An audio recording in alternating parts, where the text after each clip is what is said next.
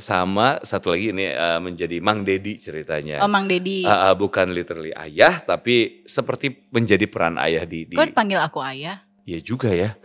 Ini kan buat jualan biar gampang. Bukan Mang Deddy gitu. Oh iya, panggil aku Mang Deddy kayaknya lebih oke ya. Kan Deddy juga ayah. Deddy, iya.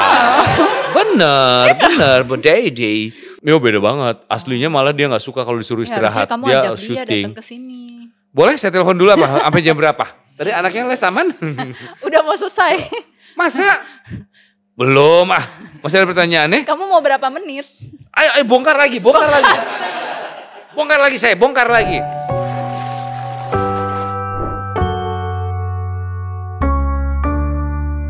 Hai guys, balik lagi di Relate Podcast barengan sama aku, Samantha Elsenar. Dan kali ini udah ada seorang aktor keren yang suka ngelucu kalau bikin konten. Tuh kan, belum diperkenalkan dia udah ada teasernya gitu, ada suara-suaranya. Kita ngeliat kamera ini. Bener. Hai. Jadi gak usah dikenalin lagi ya. Gak susah ya ke situ. Enggak sih, sebenarnya ada kamera yang lain. Oh nanti diedit ya. Iya. Hebat. Bagus nih, mahal ini. Mahal ya. Jarang soalnya lihat. Datang ke sini lebih mahal loh. Enggak. AA Ringo atau lebih saya. Bang Ringo, AA Ringo, Mas Ringo, kakak. Bebas. Atau Darius dipanggil ya? Boleh Darius aja. Enggak ya, gue ngefans sama dia karena dia ganteng, wangi dan baik. Itu udah syarat utama seorang laki-laki itu harus itu. Harus gitu. Jadi nggak laki-laki nggak boleh bau ya? Jangan dong. Nggak boleh jelek juga. Saya enggak, gue kebetulan kan gue orangnya agak jarang mandi. Maksudnya bukan, iya maksudnya makanya ketika menemukan lelaki yang wangi itu kayaknya wah hebat ya gitu. Mau mandi dia. Padahal kasih parfum aja wangi kan? Ya ini sekarang udah pakai. Udah pakai takut Mbak Sam merasa. Jangan Mbak lah. Samantha Elsenar. Lengkap. Anyway, hari ini aku manggil kamu ayah. Wow. Ayah, karena kamu minta dipanggil aku ayah. Iya. Saya berasa tua ya. Ya memang sudah menjadi ayah kan? Betul, saya aslinya adalah ayah dari 2 orang anak yang 2 hari lalu baru memisahkan mereka karena kakaknya dipukul adiknya sehingga bibirnya berdarah. Iya, curhat. Iya betul, saya puyeng. Di jidat gue emang ada tulisan curhat dong. Oh iya. Karena pembawaannya tuh santai, omongannya emang jadi kayak curhat deh sekarang. Kayak curhat. Gitu, ya. Tapi kali ini jangan curhat banyak-banyak ya. Enggak, hidup baik-baik aja kok. Hidup baik-baik aja setelah memisahkan mereka berantem. Iya, setelah memisahkan mereka berantem dan masih belajar gimana caranya supaya 2 orang anak ini nantinya akan baik-baik aja. Semoga ya. Semoga. Karena biasanya kalau banyak berantem berarti saling kompetitif tuh. Enggak sih, kayaknya enggak kompetitif. Kemarin tuh gara-gara kalau saya enggak ada pasti kakaknya bales. Tapi karena saya ada, jadi kakaknya pasrah dan jadi wasit aja. Jadi kasihan dan masih mencari cara gimana ya supaya menjadi adil di antara 2 anak ini. Susah gak jadi adil? Susah, saya istri 1 aja sumpah. Ngomongin anak loh bukan? Oh iya, sorry biasanya kan kalau yang adil-adil tuh yang gitu-gitu ya poligami apa gitu. Iya, tapi kalau anak kan konteksnya sibling rivalry kan? Iya, makanya masih mencoba gimana seadil mungkin dan tetap terus ngobrol dan mengandalkan ibunya tentunya karena ibunya kayaknya lebih cakap untuk mengurus anak. Biasanya orang Swiss gitu sih. Wis, membawa kedaerahan nih. Bercanda. Ya memang terlihat lebih bijaksana sih daripada Anda. Betul, saya supporter aja di rumah. Iya, kalau dia memang kepala keluarganya. Oke, bisa gitu ya. Bisa. Kayaknya kalau pemilihan ketua kelas, siapa ketua kelas saya pasti diam. Ini juga pas kepala keluarga, ya kamu aja gitu. Iya. Apa itu juga terjadi di panggil aku ayah? Iya betul. Panggil aku ya Boris aja gitu. Tadinya pas ini ada podcast relate ini Boris aja silakan gitu, tapi ternyata Boris nggak bisa. Oke saya gitu. Oh gitu. Iya. Harusnya berdua tuh. Sama Boris ya. Biar lebih lucu, lebih meriah. Oh saya nggak menjanjikan lucu loh. Boris iya loh. Ya begitu. Gue kok malu-malu ya. Jadi kalau tentang si film Panggil Aku Ayah ini karakternya Mas Ringo tuh apa? Ya, ini di Visinema tuh kebetulan saya udah jadi 2 kali seorang ayah. Yang pertama jadi abah di Keluarga Cemara, yang kedua adalah Fenomenal tuh. nggak tahu. Ya, karakternya sih Iya, ikonik, iya. ya sayanya sih nggak tahu. Sama satu lagi ini menjadi Mang Dedi ceritanya. Oh, Mang Dedi. Bukan literally ayah, tapi seperti menjadi peran ayah di. Kok dipanggil aku ayah? Iya juga ya. Ini kan buat jualan biar gampang. Bukan Mang Dedi gitu. Oh iya, panggil aku Mang Dedi kayaknya lebih oke ya. Kan Dedi juga ayah. Dedi, iya. Bener, Bu Dedi. Nah, akhirnya saya berkesimpulan ketika ada production house yang mencari karakter ayah dan nggak terlalu kaya, cenderung melarat. Pilihannya salah satunya saya pasti di casting. Saya nggak tahu kenapa. Saya tuh jarang banget mendapatkan peran bapak yang tinggal di klaster dengan mobil listrik tuh saya jarang sekali. Belum ada kali. Iya kayaknya. Besok Yang kepilih Darius. Iya. Kesebut lagi. Iya kesebut lagi. Emang ganteng tuh orang. Iya. Saya mengakui itu. Oke, balik nih Mang Dedi nih. Iya, gitu. saya. Karakternya dia dipanggil ayah gitu. Iya. Tapi sebetulnya dia bukan seorang ayah. Bukan. Jadi Mang Dedi ini adalah seorang debt collector yang kan kerjaan debt collector menagih-nagih kan. Ada salah satu kliennya yang tidak mau membayar hutang, supaya membayar hutang akhirnya menjadikan anaknya itu sebagai jaminan supaya orang tuanya mau membayar. Oh, tapi kamu pernah nggak ditagih debt collector? Nggak pernah sih. Oh. Tapi pernah ada yang nelpon atas nama orang lain pernah. Gitu kayak ini mana sih siapa gitu namanya. Lah nggak tahu gitu. Ini siapa lagi nih orang yang diminta gitu-gitu. Tapi saya sendiri belum pernah. Belum pernah, alhamdulillah ya. Alhamdulillah karena kalau ya belum mencoba berhutang nggak berani. Jadi kalau mendalami si karakter Mang Dedi ini sebagai debt collector, itu cara ngebangkitin moodnya tuh gimana? Biar kebayang gitu. Debt collector tuh bukan sesuatu yang aneh ya di Indonesia. Bahkan kalau lihat sosial media kan kita bisa lihat macam-macam. Ada mata elang, ada pinjol, ada yang di tengah jalan tuh hampir mungkin setiap hari sosial media dipenuhi dengan pengambilan motor paksa, pengambilan mobil paksa, setiap ada tunggakan kan. Kok nggak masuk ya FYP gue ya itu ya? Kayaknya gue emang nyari utang ya apa gimana ya? Kayaknya di FYP gue ya. FYP gue isinya toko-toko dunia. Enggak deh. Bohong. Maksudnya itu tuh dekat sekali dengan Indonesia gitu. Dan kalau misalnya lu pernah nggak berkaitan nama debt collector? Kalau gue yang ditagih memang belum pernah ada, tetapi gue pernah mengenali seseorang di perjalanan kereta Jakarta-Bandung.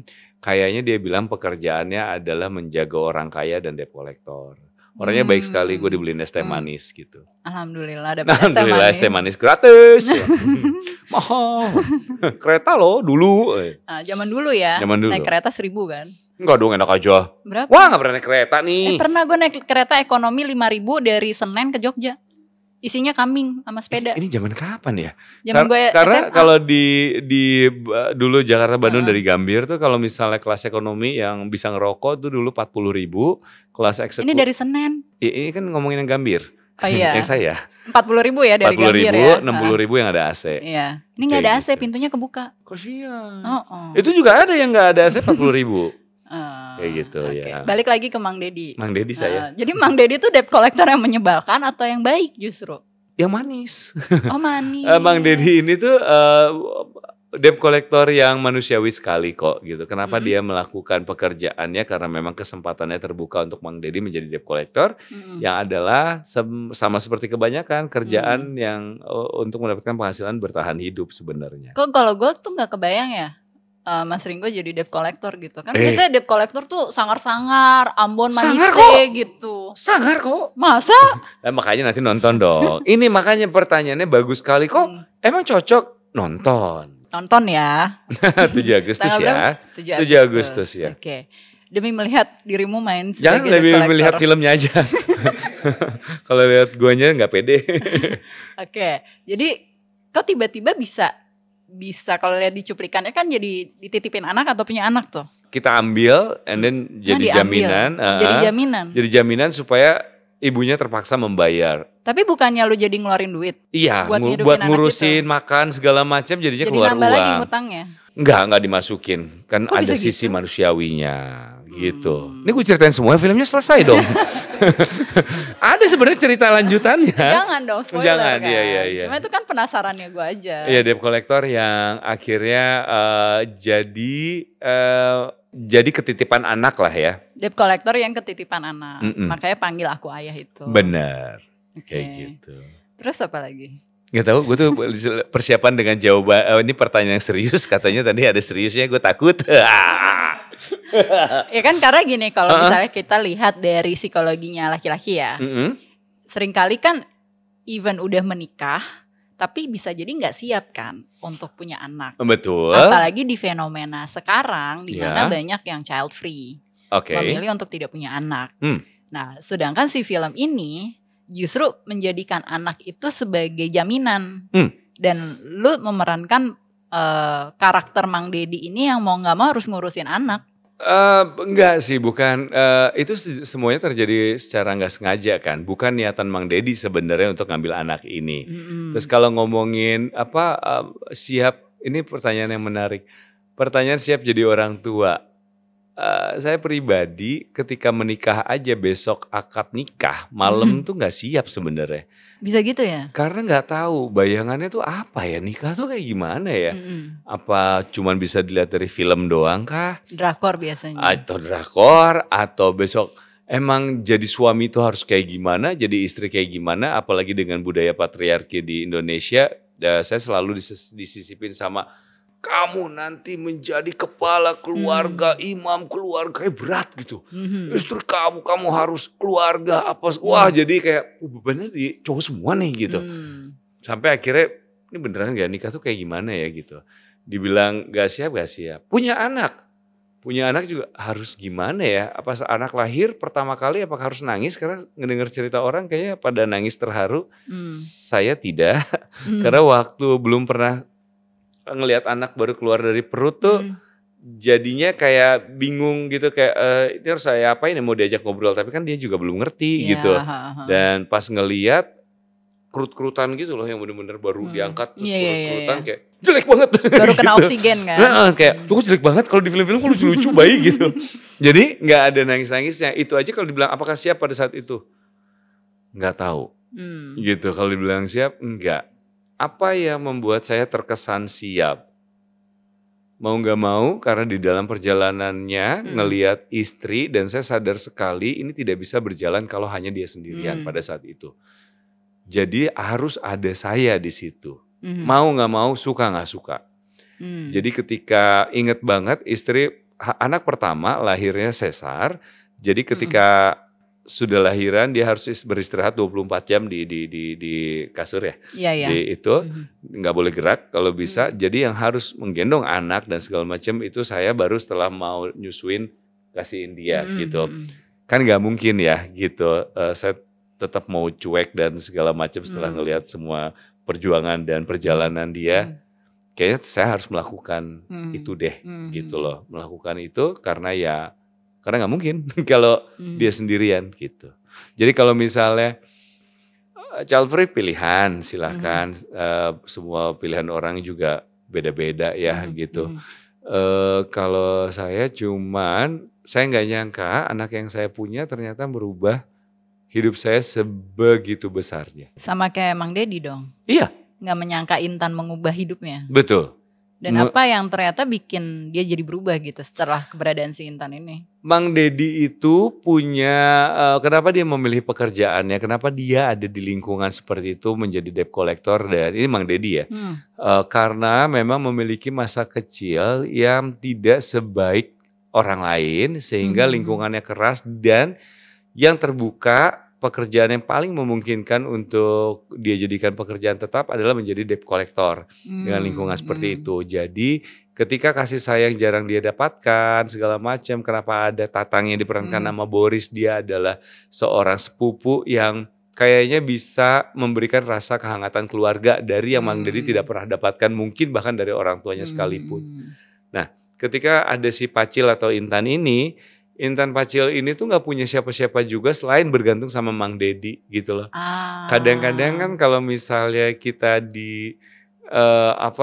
ada orang bergantung sama kita tuh kayak timbul timbul segala macam perasaan yang entah itu baik atau enggak gitu. Tapi maksudnya ada nggak tega, ada tiba-tiba kalau itu timbul rasa sayang. Sama seperti saya memandang anak saya pada saat itu tidak terharu, tapi berpikir kalau lah dia bapaknya cuma saya gitu lah.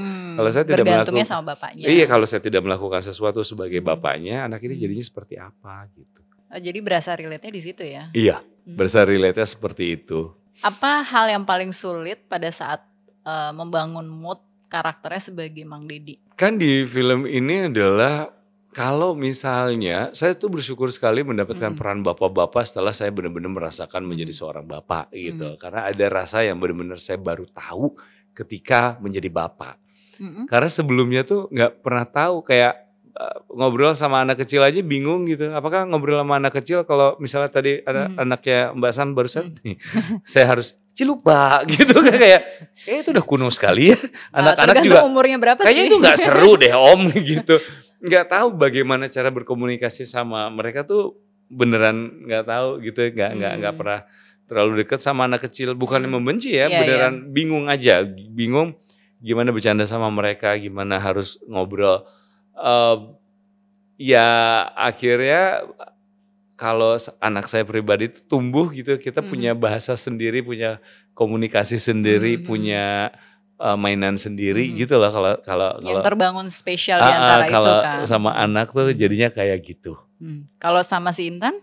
Kalau sama Intan adalah yang nggak pernah disangka sama Mang Dedi itu adalah bagaimana ada anak kecil yang tadi kan Mang Dedi nganggep ini anak tuh kayak ganggu ya. Nangis mulu berisik. Gitu kan? Iya, nangis mulu berisik. Ngereok terus. Ngereok terus, cari ibunya mulu gitu. Sampai dia kalau nggak salah di trailernya juga ada yang pusing nih gitu sama anak kamu gitu. Nah, tapi ketika timbul rasa kasihan, terus Intan juga udah nggak punya siapa-siapa lagi, dia juga udah mulai tahu bagaimana caranya harus hidup dengan keadaan seperti ini. Dia mulai bersih-bersih rumah dan segala macam. Akhirnya tuh Mang Dedi bisa melihat kayaknya saya dan anak ini harus hidup berdampingan deh untuk hidup yang jauh lebih baik gitu. Kenapa anaknya perempuan bukan laki-laki di film? Pertanyaan bagus. Apakah sang penulis adalah feminis? Nggak tahu saya. Yang menarik. datang ke sini Anda. Iya benar. Kan saya nggak nanya sama penulisnya ya. Kenapa? Karena saya sendiri kan relate-nya sama anak laki-laki. Saya nggak punya anak perempuan. Iya. Apakah ada perbedaan gitu? Iya menarik ya. Saya juga pengen tahu tuh, beda nggak punya anak perempuan atau punya anak laki-laki. Tapi yang saya tahu, saya pribadi saya selalu menginginkan anak perempuan. Bahkan nama anak pertama saya aja nama perempuan kan sebenarnya itu. Nggak tahu saya. Ya betul, nama anak saya itu diambil dari penyanyi Björk.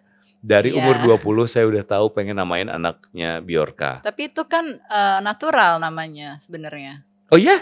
Iya. Really? Biar kelihatan berilmu, biar pakai bahasa Inggris. Padahal cuma really. Genau. Super. Super. Ada orang Swiss. Salut. Pancing. Aduh, apalagi? Dankeschön, bitteschön. Merci vielmals. Einmal. Terlalu jadi tadi udah kepikiran. Boleh. Ade. Jadi lupa mau ngomong apa kita? Auf Wiedersehen aja udah. Makanya mungkin kenapa perempuan, kenapa perempuan ya? Padahal kalau laki, jadi di cerita ini kan, ini kan mengambil adaptasi film Korea yang Pound, ya kan? Di situ anak-anak perempuan juga. Apakah cerita ini adalah sebenarnya Indonesia dari zaman dulu dan beberapa daerah juga punya cerita yang serupa. Makanya saya bilang ini adalah cerita klasik. Cerita klasik. Iya. Kenapa dulu di Indonesia juga pernah ada seorang tahanan keluar dari penjara sehingga mereka ngumpet dan ada ketemu dengan anak kecil yang akhirnya mereka juga tahanan ini jadi sayang sama anak kecilnya karena anak kecil ini baik dan segala macam. Itu juga ada. Terus banyak sekali cerita-cerita cinta tidak sedara, menganggap orang tua sendiri di beberapa film dan di beberapa cerita di seluruh dunia ini termasuk Indonesia. Ya. Jadi kalau misalnya kenapa perempuan, mungkin dari film Koreanya udah perempuan Karena dan adaptasi. benar. Dan iya kenapa nggak laki-laki ya? Sebenarnya laki-laki juga bisa ya. Karena perempuan akan lebih kompleks lagi kalau buat kayak saya nih. Saya pribadi kan saya punya 2 anak cowok. Nah, kalau saya punya anak perempuan, saya nggak tahu bayangannya gimana kalau misalnya nanti dia mau pup, pipis, apa segala macam, saya nggak tahu harus gimana. Kalau anak cowok kan saya cuek aja, pipis, oke, pelorotin, langsung sikat gitu. Tapi kalau cewek gimana ya gitu, nggak pernah tahu. Bukan karena perempuan itu agent of change ya? Emang iya? Pinter ya? Google ya? Mungkin karena itu ya alasannya. Nggak tahu, iya. Coba ditanya deh sampai nulis naskah. Iya. Yang aslinya dari Korea. Bisa ribet juga ngomong Koreanya ya. Kan tadi udah ke Korea katanya. Cuma tahu Anyong Haseo doang gitu, nggak pernah tahu. Tapi mungkin ada ya beberapa film juga menggunakan anak perempuan untuk nggak selalu perempuan ya, ada laki-laki. Kayak Kerlisu tau? Iya. Dan film Kerlisu juga perempuan, terus beberapa anak perempuan, iya juga ya. Sebenarnya apa aja sih ya? Saya mah bebas. Sesuai arahan sutradaranya. Bener, pas nerima skenario, kenapa ini laki perempuan? Kan nggak berhak protes juga. Iya. Kayak gitu ya. Aku aja nanyanya iseng sih. Iya nih. Kok marah-marah? Tapi anyway gini, sebagai orang tua tuh kadang sering ngerasa bersalah ketika nggak bisa memberikan hidup yang ideal buat anak-anaknya. Tapi di satu sisi yang lain juga, anak-anak tuh sering banget menyalahkan orang tuanya karena nggak bisa memberikan kehidupan yang ideal versinya anak-anak. Betul. Nah, jadi gimana sih pandangannya dirimu sebagai seorang Ringo ya, bukan sebagai seorang Mang Deddy gitu, bisa menjembatani ini gitu? Nggak tahu ya, mohon maaf sekali beberapa kali di sosial media ada yang bilang kalau miskin jangan punya anak, menurut saya kok itu jahat sekali ya gitu.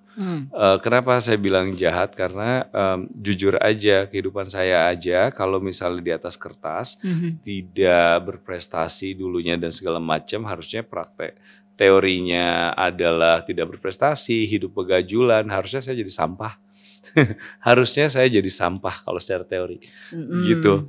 Apa yang membuat saya tidak terlalu sampah-sampah amat? Nggak tahu jalannya. Karena memang menikah kali. Tapi sebelum menikah kan juga setidaknya udah agak mendingan ya gitu. Terus maksudnya gini, kayaknya nggak ada deh orang yang tahu jalannya akan kemana gitu. Apakah dia akan mampu atau tidak. Ada orang kaya, katakanlah menikah dalam keadaan kaya.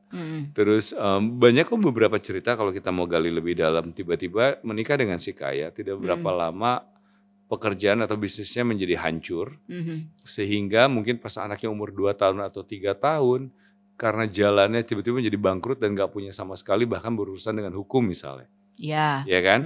Tiba-tiba, nah berarti dibilang siapnya tuh kapan? Kan dia menikah pas dalam keadaan kaya dan terlihatnya secara finansial sangat siap sekali. Kan gak pernah tahu gimana gitu. Bener lagi. Iya, gak pernah tahu loh kapan dia harus menikah. Jadi dia gak boleh nikah dong harusnya. Jadi apakah nikah kita baru boleh, apakah saya baru boleh menikah ketika saya umurnya udah 60 dan terlihat finansialnya oke dan segala macam. Udah kakek-kakek dong. Udah kakek-kakek. Baru boleh gitu. Nah ini kan adalah bayangan yang saya pikir kalau cuman statementnya kalau miskin jangan punya anak, saya pikir jahat sekali karena nggak ada yang pernah tahu jalan seseorang ke depannya akan jadi apa gitu. Tapi yang saya yakinin adalah saya yakin kalau misalnya cuma berdasarkan materi aja, punya anak tuh harus ada materi dalam jumlah tertentu, mungkin istri saya tidak akan memilih saya. Istri saya mungkin akan memilih mantannya, orang lain karena dia punya lingkungan yang menurut saya laki-lakinya banyak yang jauh lebih berkualitas dibandingin saya. Itu juga saya bingung sih. Betul. Tidak ada mistis yang dipakai di sini. Saya anak baik-baik. Ya itu dia jadinya. Kalau gue ngelihatnya, ini bentuk kekecewaan dan kemarahan di beberapa anak ke orang tua. Padahal kalau kita lebih mau melihat usaha orang tua sedikit saja dan ada mau rasa mengalah, kayaknya pentingnya dalam era sekarang punya perasaan mengalah gitu. Karena ini kan adalah bentuk egois aja marahnya gitu. Pun orang tua mana sih yang kalau misalnya anaknya minta sepeda dan orang tua tidak sanggup membelikan tuh, anak minta sepeda kan adalah kadang-kadang permintaan yang wajar ya. Wajar banget. Wajar ya untuk dia bermain dan segala macam. Pasti orang tua itu menjerit gitu hatinya gitu. Pasti orang tua ini menjerit. Jadi kalau sebaiknya gimana Nggo? Yang saya tahu dari saya pribadi adalah semenjak saya punya niatan menikahi perempuan baik-baik di rumah, perempuan baik-baik di rumah dan saya punya anak, saya sadar saya nggak mau berhenti buat berusaha untuk bikin mereka happy. Maksudnya saya harus kerja, saya nggak mau berhenti untuk supaya anak saya punya kehidupan yang lebih baik. Apakah itu tercapai atau tidak, saya berusaha aja dulu. Saya berusaha dan tidak akan pernah berhenti gitu. Saya mau melakukan sesuatu yang lebih baik untuk supaya kehidupan istri dan anak saya juga lebih baik. Dan mungkin itu bisa dilihat sama istri saya sehingga pilihannya jatuh kepada saya. Gitu. Masya Allah. Bukan, mungkin karena saya juga melihat itu di dia gitu loh. Kalau misalnya mau dilihat jalur kesuksesan tuh bisa dilihat dari mana, apakah anak orang kaya, apakah dulunya dia pintar, kayak saya rasa nggak gitu ya. Saya pribadi punya belief untuk kaya miskin tuh udah ada jalannya gitu. Oke, dari keberhasilan finansial ya. Ya finansial tuh kayak udah ada jalannya gitu. Saya pun udah pasrah kalau nggak jadi orang kaya gimana Nggo? Ya nggak apa-apa lah, saya jalanin aja. Paling nggak kayak rasa ya? Enggak, pokoknya finansial itu kayak apa ya? Saya akan cerita, saya punya teman SMA, saya adalah ranking 47 dari 48. Alhamdulillah. Iya, teman sebangku saya 46 dari 48. Yang ranking 48 adalah perempuan yang sedang mengalami masalah keluarga. Saya baik-baik aja. Masih ranking segitu. Dan tidak pernah berprestasi, sama sekali nggak pernah. Tapi yang saya salut teman saya itu yang sebangku 46. Dia adalah desainer motor yang sering dipakai orang di jalanan. Dia salah satu desainernya gitu. Wow. Dan itu kayak, iya ya Din, kalau ketemu dia sama laki-laki. Dia laki-laki. Kita mah kalau secara teori jadi sampah ya gitu. Kayaknya secara teorinya dari masa kecil lingkungan yang gimana harusnya saya jadi sampah sih gitu. Tapi biasanya anak laki-laki tuh begitu loh. Maksudnya? Pada saat dia sekolah, dia tuh gak terlalu menonjol secara akademik. Tapi begitu dia menjadi laki-laki dewasa, ada perubahan drastis dalam hidupnya menuntut dia bertanggung jawab. Sehingga dia akan berusaha semaksimal mungkin mencapai itu. Kayaknya perempuan juga deh. Maksudnya? Perempuan karena terpaksa. Kan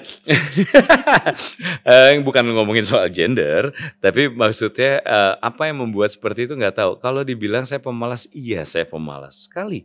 Tapi Anda bukan Mokondo. Iya bentar. Tapi maksudnya kapan tiba-tiba ada jelas kalau saya mendapatkan pekerjaan yang buruk yang saya nggak suka, di mana orang-orangnya pun di dalamnya saya nggak suka, saya akan malas sekali mengerjakannya. Tiba-tiba ada aja tawaran. Nggak semangat gitu ya, bukan males. Bahkan pemalas gitu. Tiba-tiba ada pekerjaan yang entah dari mana, pekerjaannya bagus, orang-orangnya menyenangkan, nggak tahu kenapa semangat dari diri timbul aja. Oke, gitu loh. Anda seperti Cancer ya? Leo dong. Tiba-tiba semangatnya timbul aja sendiri. Jadi kayak apa ya? Kayaknya itu emang udah jalannya deh gitu. Kan nggak mungkin saya malas-malasan terus ada sesuatu yang menarik saya tetap malas gitu. Iya. Jadi kayak emang kayaknya udah ada jalannya ya. Gimana kita berusaha. Terus pernah punya pengalaman di mana waktu muda berambisi sekali pengen cari. Wah masih muda kurang tidur nggak apa-apa kerjaan sikat. Menghasilkan sejumlah materi. Tapi tiba-tiba kalau itu harus hilang aja. Saya pernah ditipu sama orang dan hampir setengah harta saya hilang semuanya. Dan tiba-tiba hilang gitu aja gitu. Padahal itu udah saya kerjakan dengan segala macam daya dan upaya. Harus hilang ya hilang aja. Jadi saya pikir iya mungkin emang itu udah jalannya mau gimana lagi ya gitu. Jadi saya percaya kedepannya saya nggak tahu jalan apa yang ada buat saya, tapi ya yang pasti saya harus jalanin, nggak pernah berhenti dan berusaha lebih baik aja. Jadi Mas Ringo percaya bahwa hidup tuh sebenarnya nggak ada yang ideal. Iya, kalau semuanya jadi orang kaya kan gak ideal juga ya. Iya, Gitu, iya, iya, saya iya. selalu menghargai semua orang pada peranannya masing-masing. Oke, kalau menghargai semua orang dalam peranannya masing-masing gitu Hmm. kan. Gimana sih proses seorang anak bisa akhirnya menghargai bahwa kondisi orang tuanya saat itu tuh begitu gitu? Saya nggak tahu ya yang lain seperti apa. Kalau gimana pasti dan benarnya, kayak saya bukan orang yang tepat buat ngomongin itu. Tapi kalau buat anak saya itu pengen selalu jadi teman ngobrol anak kan. Saya selalu cerita kok sama anak, misalnya ini baru kalau ke anak pertama saya tuh saya selalu bilang, ingat ya rumah kita itu jelek, kecil, tapi kitanya suka. Dia pasti jawab, dia pasti tahu. Tapi kitanya suka. Jadi saya mau mentingin buat dia tuh, yang penting kita suka.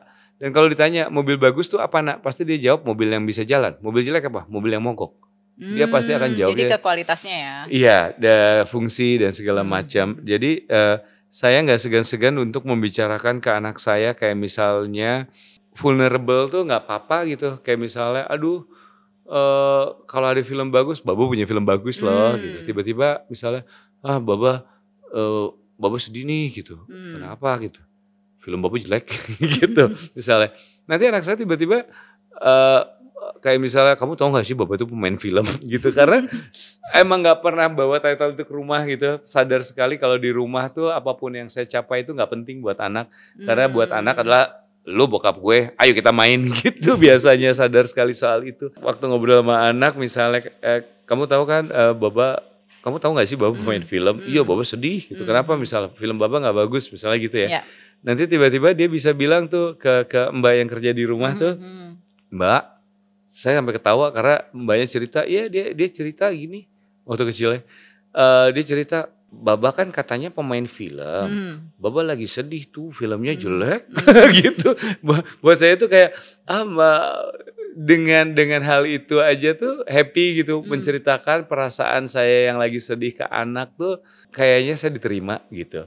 Kenapa saya bilang, apapun yang saya capai nggak penting di rumah saya, di rumah tetap jadi suami si mbak itu yang di rumah, mbak yang serem itu.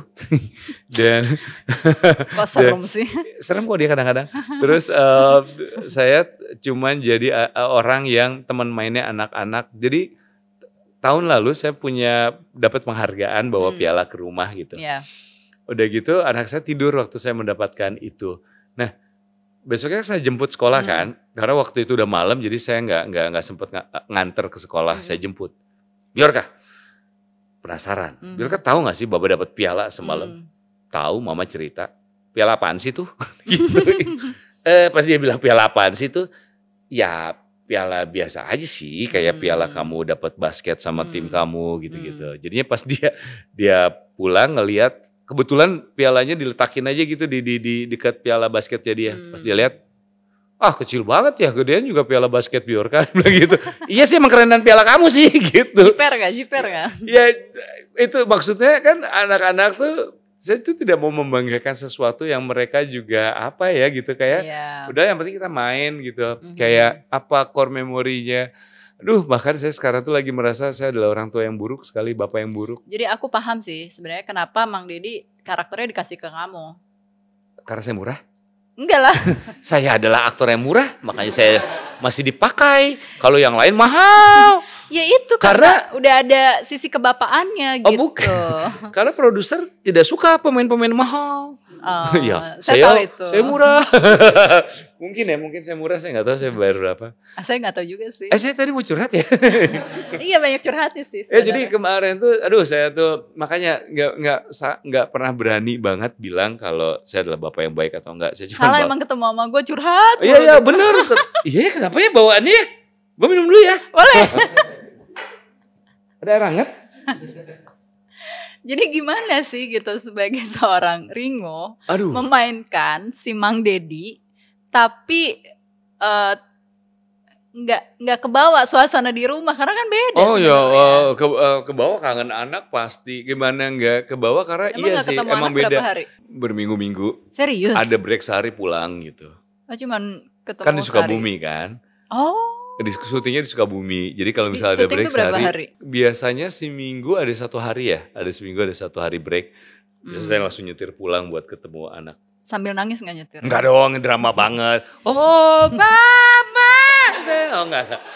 Tiba sambil dengerin lagu itu sambil nangis ke jendela. Ya sambil nelpon video call gitu. Bapak pulang gitu.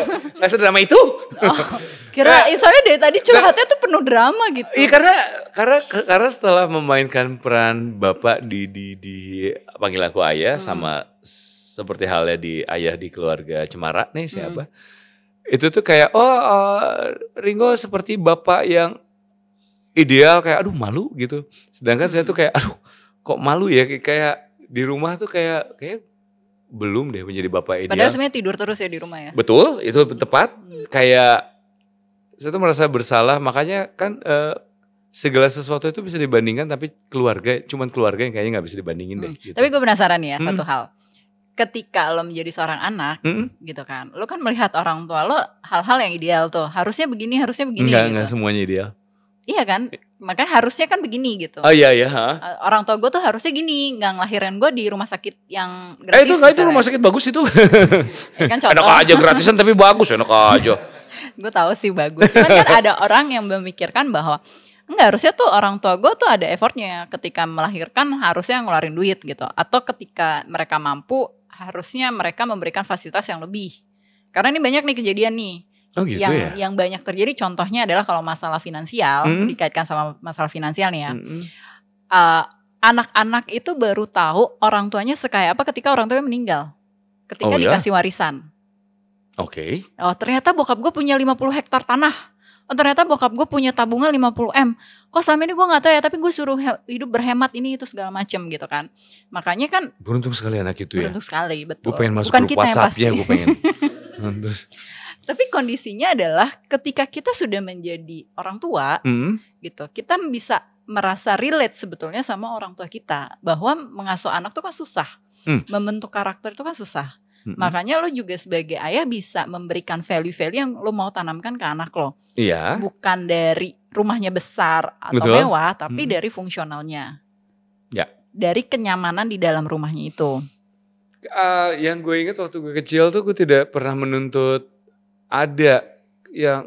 Yang gue selalu ingat adalah dari perkataan kecil gue adalah I wish papa itu adalah pekerja PLN atau Telkom, pekerja kantoran 9 to 5 gitu. Supaya gak ditinggal-tinggal pergi. Iya, karena selama ini pekerjaannya adalah dulu tentara dan Intel. Jadi kadang-kadang gak pernah pulang. Kan udah pensiun. Kan udah pensiun, udah gak bertugas. Jadi dulu tidak seperti tentara lainnya yang punya jam pasti kalau pulang. Sebagai seorang prajurit dan selalu ngerasa apakah dulu keluarga ini nomor berapa ya, kok sepertinya pekerjaan dan negara ini nomor 1 gitu. Dan keluarga bukan prioritas. Karena ketemunya mama terus ya, makanya deketnya sama mama ya. Aku paham sekarang kenapa kamu jadi orang yang malas di rumah. Iya betul, saya malas. Saya malas dan bangga. Maaf. Supaya kamu di rumah terus kan? Iya betul. Iya, jadinya kalau misalnya ada anak yang pastilah seorang anak pengen hidupnya bergelimangan, bisa minta apa aja ya. Aku tidak. Ya aku pun tidak makanya. Tapi waktu itu gak tahu terlatihnya seperti apa sehingga untuk meminta sesuatu yang di luar kemampuan kayaknya malu deh. Karena saya ingat sekali. Waktu jadi anak nih? Iya. Ini bahkan saya lagi menuntut istri saya untuk memperbaiki mama saya pada saat itu. Jadi waktu itu saya pernah, waktu kecil itu pernah nangis-nangis minta mainan Voltus, tahu Voltus 5? Voltus, oh gak tahu ya? Beda zaman kayaknya, beda permainan kita. Kamu gak beda jauh sama Darius kan umurnya? Enggak. Oke. Coba tebak beda berapa tahun? Ini saya paling gak jago, nebak-nebak umur. Jangan. Oke. Pokoknya fokus. mainan pengen banget itu sampai nangis-nangis. Ingat banget waktu kecil. Dan si mama tidak membelikan, bahkan gak apa-apa kamu ngamuk-ngamuk aja sendiri. Sambil nangis, pengen mainan itu gitu. Iya. Nah akhirnya sadar sendiri waktu kecil, mama tuh kayaknya gak punya uang ya gitu loh.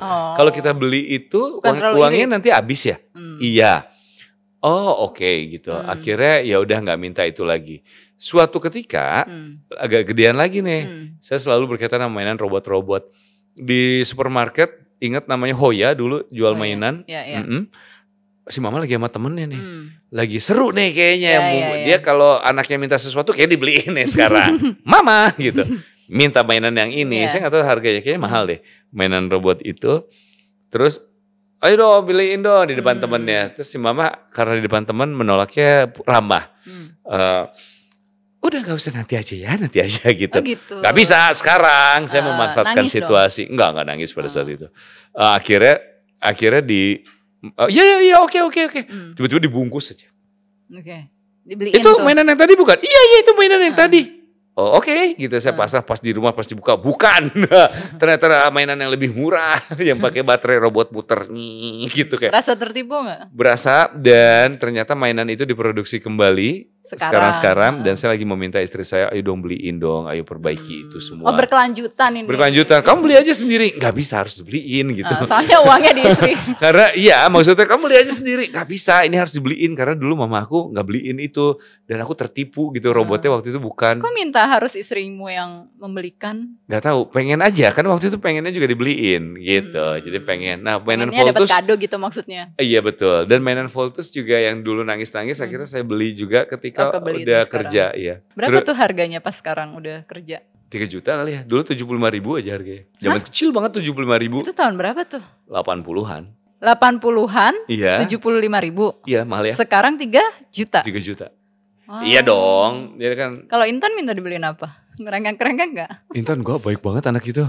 Oh, Intan baik kebetulan yang diperankan oleh Mia Salim ini di lokasi itu sangat, ya ampun adabnya bagus sekali, tidak pernah ngeluh capek atau moodnya gimana. Dia tahu kalau misalnya saatnya syuting, ya syuting.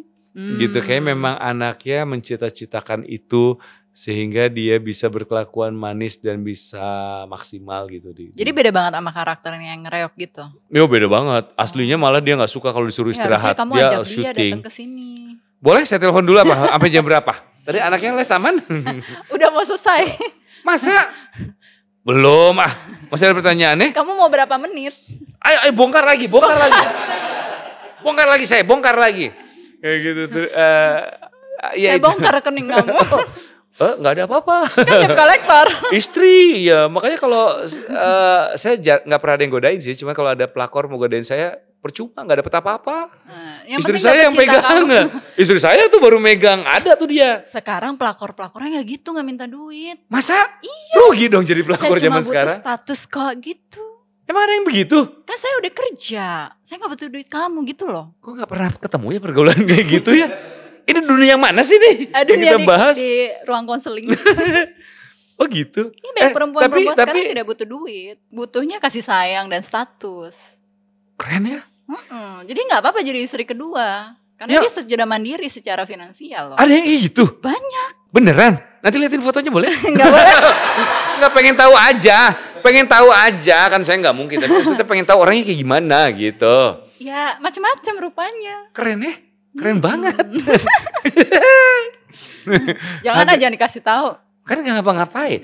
Masalahnya saya tuh nggak bisa disebut suami yang setia juga karena nggak pernah ada godaan. Karena ya nggak pernah ada godaan berarti emang suami nggak punya pilihan aja kan. Ngerti kan? Kalau disebut kapan disebut suami setia? Ya ketika ada godaan datang, Ringo. Maaf saya udah punya istri. Keren, ya kan? Nggak bisa gitu. Nggak mungkin laki-laki ngomong gitu. Saya udah punya nggak tahu nih meremehkan laki-laki. Saya tuh pengennya jadi saya belum suami setia karena ya nggak ada yang godain. Kecuali kalau ada yang godain. Setia karena nggak ada yang godain. Nggak ada yang godain. Ringo saya suka kamu maaf saya udah punya istri. Jadi nggak pernah ada yang ngirim DM gitu. Gak ada. Ada yang ngirim DM juga cuman mas saya butuh kerja. Aduh saya gak punya lowongan kerja maaf gitu. Iya ada yang gitu paling spam banyak. Iya. Sama dong. Gak ada yang ngodain. Maksudnya ya itu yang paling dia. banyak Nicola Saputra lah. Darius. Di komentar aja ada gak usah DM. Jangan tanya Darius, tanya Dona. Jangan nanti nangis. Mungkin tapi ganteng sekali orang itu. Aduh. Oke balik lagi nih bonding sama anak. Banyak bapak tuh nggak tahu caranya bonding sama Saya anak. juga nggak tahu. Tapi ceritanya Mas Ringo kan menunjukkan bahwa gue bisa loh bonding sama anak gue gitu. Jadi langkah pertama bapak-bapak yang nggak tahu nih cara bonding sama anak, menurut dirimu tuh mulainya dari mana sih? Aduh, maaf banget saya juga belum bisa ngasih saran harus mulai bonding dari mana. Saya tuh hanya kenal anak saya kebetulan, jarang kenal sama anak lain. Anak tetangga juga nggak kenal ya? Iya. Tapi kenal Intan. Karena iya Intan, cuman saya tuh bisa punya bahasa sendiri sehingga mengenali dia. Jadi kalau misal saran gimana bonding, Bahasa sendiri tuh apa? Kayak- Minion atau apa? jadi Bjorka tuh di Bern ada satu tempat. Di Bern di Swiss nih. Ada satu tempat Bjorka selalu ingat saya dan dia mengatakan persis karena dia waktu tahun berikutnya dia ke situ, Baba, ingat gak tahun lalu Baba ngomong ini sama Bjorka? Ngomongnya adalah Ihwar gitu ya. enggak, ngomongnya gini kayak apa? Kan kita hubungannya bukan kayak I love you Bjorka, I love you Baba, pasti dia kayak Bahasanya puitis nih. I love you Bjorka misalnya, saya suka godain, I love you Bjorka, Bjorka selalu bilang kayak enggak Baba, gitu kayak I hate you Bjorka, gitu. Nah, apa di jalanan itu yang di Bern itu dia ingat karena dia pernah bilang Bjorka, I love you Bjorka, karena disebel kan dia omongin gitu. Nah saya tuh suka gangguin dia gitu, I love you Bjorka. Bjorka lebih suka kaos kaki Bjorka, lebih sayang sama kaos kaki Bjorka yang paling bau daripada Baba. Baba juga lebih sayang kentut Baba sendiri daripada kamu gitu. Terus nanti berlanjut Mengajarkan self love ya. Ya, Baba juga lebih sayang ketek Baba yang paling bau ini daripada kamu gitu. Dan kadang ya itu nggak pantas dicontoh, saya tahu. Kadang-kadang kalau sekarang tuh dia selalu ketawa kalau dia kan kamu nggak mandi gitu, tai gitu. Jadi kamu tahu kamu adalah anak yang paling botai di komplek ini. Kamu karena kamu nggak pernah mau mandi. Jadi Nah saya itu tahu kan kali kasar ini. ya buat beberapa orang. Astaga kamu ngomong, nah tapi saya tuh punya Kamu bahasa. nggak takut dia jadi kasar sama teman-temannya? Enggak, dia cukup pintar untuk tahu kapan itu digunakan. Itu dia, makanya kalau mau dicontoh enggak. Terus saya punya nyanyian yang Bjorka kalau saya nyanyiin di depan orang-orang mungkin nangis kali dia karena dia malu gitu. Jangan. Dunia ini milik kita berdua, Baba Bjorka, Baba Bjorka. Adiknya nggak marah? Ya belum lagi buat adiknya. Nah kan? Karena saya tahu itu buat dia terganggu dan saya tuh suka ngejailin dia gitu loh. Oh, love language-nya jahil. Iya, kayak Kak sayang Baba, Baba juga sayang Kak. Sayang banget. Oh indahnya, wow gitu. Dan dia tuh sebel banget kalau saya kayak gitu tuh, dia sebel dan makin dia dipejanin gitu tuh malah suka gitu loh. Jadi hari emang, ini saya tahu bahwa Anda bukan pencitraan. Lucunya bukan pencitraan. Oh, pencitraan. Enggak, saya tuh makanya kalau misal ada saran gak buat bonding sama anak saya tuh beneran deh. Gak tahu harus mulai dari mana, caranya gimana. Yang penting kayaknya sembari saya juga lagi sedih karena saya tuh pengen banget kenal sama anak kan. Saya pikir saya udah kenal anak gitu. Nah ketika ada cewek yang kayaknya suka sama dia melalui WhatsApp-nya, ibunya yang tahu, dan dia nggak cerita gitu, terus patah hati, patah hati kayak, hah, kok dia nggak cerita? Gimana? Ya dia cuek sih, nggak maksudnya tapi kok nggak sabar gitu untuk kapan, ayo kamu kapan ada suka sama orang ataupun sebaliknya, ayo cerita gitu. Jadi ketika kalau dia nggak cerita tuh, gue patah hati, kayak, gue bapaknya bukan gitu, ya hubungannya tuh gitu. Menarik ya. Iya, jadi kalau buat mungkin nggak tahu ya, makanya kayak nggak pernah tahu anak gimana. Gue nggak melarang anak main game karena gue juga main game. Kadang-kadang kita punya game berdua dan itu me time-nya kita bareng, berdua bareng. Main Split Fiction, It Takes Two kalau di PlayStation gitu. Kalau ya, Mario Kart di Switch gitu, suka banget untuk lakukan itu bareng. Dan kalau orang lain kan mungkin ada no gadget at all gitu. Ya nggak apa-apa juga. Mungkin memang dia mengenal anaknya lebih baik seperti itu. Nah saya mengenal anak saya lebih baik dia seperti itu. Kayaknya lebih penting kenal anaknya sendiri deh. Jadi nggak. Daripada kenal anak orang lain ya. Iya nggak bisa tuh kayak maksudnya nyamain kalau misalnya Samantha sama anak kayak gitu. Saya akan ikuti kayak gitulah. Tipe anaknya beda-beda. Kayaknya yang paling penting adalah kenal dulu deh. Bondingnya gimana pasti akan tahu kalau memang udah kenal. Bahkan saya tidak menganggap apa yang saya lakukan itu adalah hal yang sengaja untuk ini adalah hal yang bikin bonding kita akan semakin kuat. Enggak, emang pengen aja sama dia kayak gitu. Ayo kita jalan, ayo kita apa gitu. Nah kalau Kalau sama Bjorka kan kayak gitu ya. Nah kalau sama Intan nih di film, dapat momen bondingnya tuh pas apa? Nah gak terlalu susah karena Intan itu tuh dasarnya kan anak kecil semua suka main ya. Jadi kemarin tuh baru tahu kalau kita punya tos-tosan bareng gitu. Kalau Intannya ada, masa saya praktekin nama di sini nggak mungkin ya, kamu udah jangan kamu udah dewasa, nanti akan aneh. Jadi biasanya tos-tosan gitu, tek yang simpel biar dia inget, tek terus palanya disatuin gitu, tek. Jadi memang anak-anak tuh nyaman sama lu ya? Enggak semua, karena ada anak yang juga udah takut gitu. Masa sih? Ada, karena lebih ke anak sendiri aja sama. Kalau Intan tuh memang anak yang gampang gitu loh. Gampang didekati, manis sekali. Kayak kemarin waktu pulang, mana tim kita? Ara mana Ara? Oh di sana ya.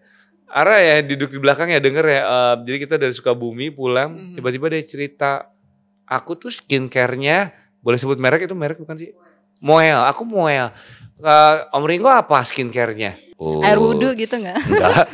Om Ringo jarang mandi lagi gitu. Makanya ini kulitnya itu. Masa gak pakai skincare? Kayaknya kalau Om Ringo kalau udah tua gitu skincare-nya ada satu brand disebutin. Kayaknya Skintific deh. Gue juga kayak Skintific gitu.